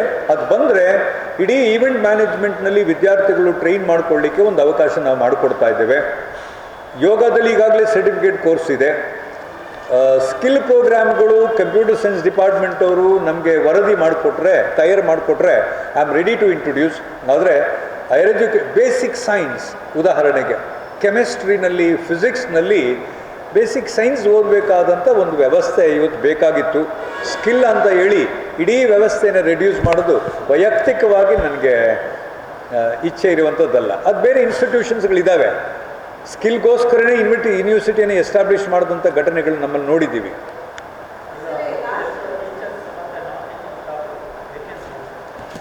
ತುಂಬ ದೊಡ್ಡ ಮಟ್ಟದ ಲ್ಯಾಬ್ಸ್ ನಮ್ಮಲ್ಲಿ, ವೇಕೆನ್ಸಿಗಳದೇ ನಮಗೆ ದೊಡ್ಡ ಕಥೆ ಇದೆ, ನನ್ನ ಹತ್ರ ಇದೆ, ಇಲ್ಲೇ ಇದೆ. Thank you so much registrar sir. ಟೀಚಿಂಗಲ್ಲಿ 273 ಪೋಸ್ಟ್ಗಳು ಸ್ಯಾಂಕ್ಷನ್ ಆಗಿದ್ವು ನಮಗೆ. 25 ವಿಭಾಗ ಅಂತ ಇಟ್ಕೊಂಡಾಗ 273 ಇತ್ತು. 115 ಫಿಲ್ ಮಾಡಿದ್ವಿ ನಾವು. ಇವತ್ತು 158 ವೇಕೆಂಟ್ ಪೋಸ್ಟ್ಗಳಿದ್ದಾವೆ.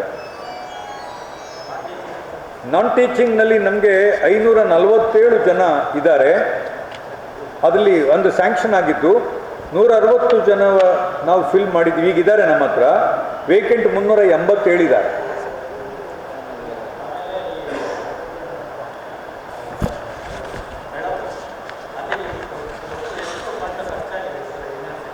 ₹50 ಲಕ್ಷ 38.16 ಲಕ್ಷ ಖರ್ಚಾಗಿದೆ. ಬೆಳಕಿಗೆ 38.16 ಕೋಟಿ, ಲಕ್ಷ ಕೋಟಿ ಖರ್ಚಾಗಿದೆ. ಒಂದು 12, 13, ಒಂದು 23. ಈಗ ಅವರು ಕಾಂಟ್ರಾಕ್ಟರ್ ಹೇಳುವ ಪ್ರಕಾರ ಮತ್ತು ನಮ್ಮ ಗೃಹ ಇಲಾಖೆಯವರು, ಗೃಹ ಮಂಡಳಿಯವರು ಹೇಳಿರೋ ಪ್ರಕಾರ 23 ಕೋಟಿ ರೂಪಾಯಿನ ಸರ್ಕಾರ ಕೊಟ್ಟರೆ ಫಿನಿಷ್ ಮಾಡಿ ನಿಮಗೆ ನಾವು ಕೊಡ್ತೀವಿ ಅಂತ ಹೇಳಿಬಿಟ್ಟಿದ್ದಾರೆ. ನಾವು ಆ ವರದಿಯನ್ನು ಈಗಾಗಲೇ ಸರ್ಕಾರಕ್ಕೆ ಸಬ್ಮಿಟ್ ಮಾಡಿದ್ದೀವಿ. ದಯವಿಟ್ಟು ಇದನ್ನು ಒಂದು ವ್ಯವಸ್ಥೆ ಮಾಡಿಕೊಟ್ರೆ ನಾವು ಫಿನಿಷ್ ಮಾಡಿಕೊಡ್ತೀವಿ. ಫಿನಿಷ್ ಮಾಡಿದ್ಮೇಲೆ ಅದನ್ನು ನೀವೇನು ಕನ್ವರ್ಟ್ ಮಾಡ್ಕೋಬೇಕೋ ಮಾಡ್ಕೊಳ್ಳಿ ಅಂತಲೂ ಮನವಿ ಮಾಡ್ಕೊಂಡಿದ್ದೀವಿ.